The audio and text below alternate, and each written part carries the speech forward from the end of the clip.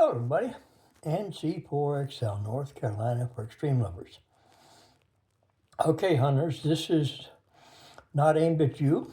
This is to help the new activators that are going out for their first few times activating, or maybe an activator that just had a day where Murphy's Law got in the way.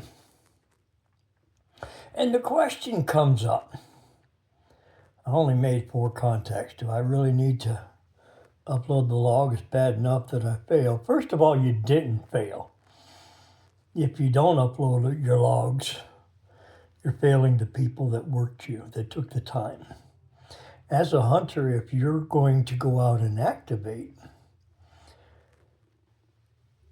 and you don't get enough contacts to meet the 10 requirement, there's always got to be a guideline somewhere that says this is what it takes to have it activated, and that number is 10.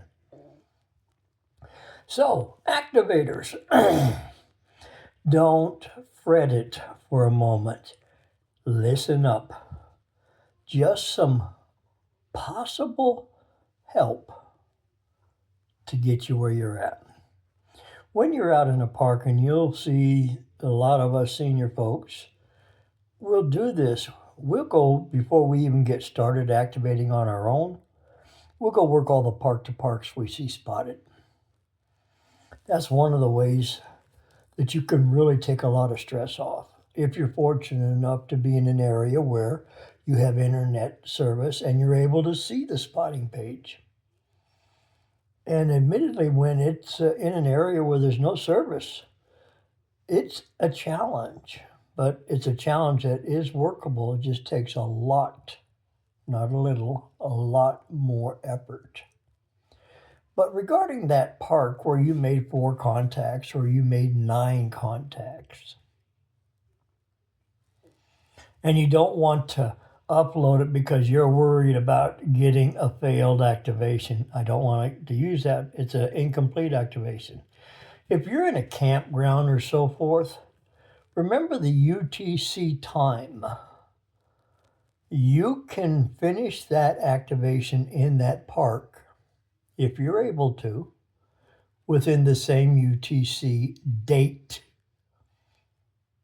Now, obviously, for example, if you're relatively new, I would not suggest getting overly excited about 10 minutes before the change of a new day, UTC time-wise, to activate, because you're gambling on one thing that nobody has control over, and that's propagation. The band can die just as fast as I... Did you hear how fast it dropped? That's what can happen and has happened to many a folk. But activators, the folks that take the time to hunt you if you were spotted and you had the chance to work them, whether CW or whether on phone, be respectful enough and upload your logs. I'll throw a number out so that some of you folks will understand. When I started, and it's not because of me, but when I started back in April of 2021, we were lucky to have 10 or 11,000 total activators activating. We're at 25,000 plus activators. And a percentage of them do not complete the process of uploading. And a couple reasons is, one, they feel like a failure and I can't get it in their head that they're not. It's an opportunity for you to go out and make contacts. It's just how we manage what time we have. Remember, you can switch modes. You go to multiple bands. You go with a friend that's with you and you both have 2-meter radios or 440-meter radios. If you're both working on 10 meters, go to 10 meter AM, 10 meter single sideband, 10 meter FM. If you're doing CW, do 10 meter CW also. Those all count. The band and the mode is what you're looking at. So don't ever feel that you don't have the opportunity. Yes, sometimes it's very difficult. I wear glasses. I had a lens pop out. I was an hour and a half from my house. So I used one eye and I looked like a bandit. Oh, I got 13 contacts. I struggled to get to 13 contacts because I couldn't see what I was doing. I couldn't see the spotting page well enough to guide me. Perseverance is something you'll learn,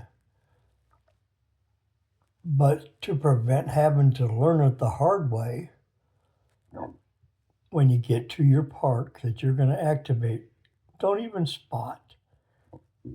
Don't even spot. Just go work park to park. Once you got your park to park contacts, then you can spot, then you can go have fun, then you can have less stress. And I understand new people wanting to get out there, and that's the learning curve you're going to get involved in is, did I bring everything? Did I forget that there's electrical power lines over me and noise is unreal? I'm in a campground. Somebody's got neon lights on and their charging system is just an S7, S8 noise level. I can't hear anything. Those things occur to the best of us, not to just the new people starting out. I have been in areas where I had to move from where I was activating to an area which was quieter. That's where I've learned from myself as an activator. When I go to a park, I also want to look at the area up above for electrical and or road noise and things of that nature, because it may have an effect. I know that you are brand new and excited, for those of you that are in that category.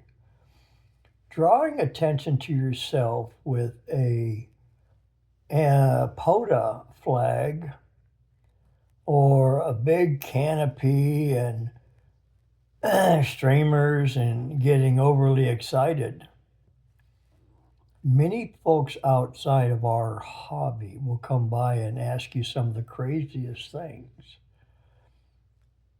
And it's difficult when you're trying to make a contact 2, 3, or 4, and you got folks coming up with some of the weirdest questions, or they live in that area and they just want somebody to talk to and they found you.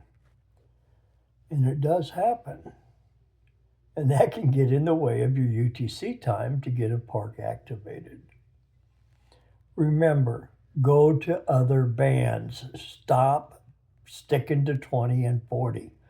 It could kill you in an activation if the bands are dead.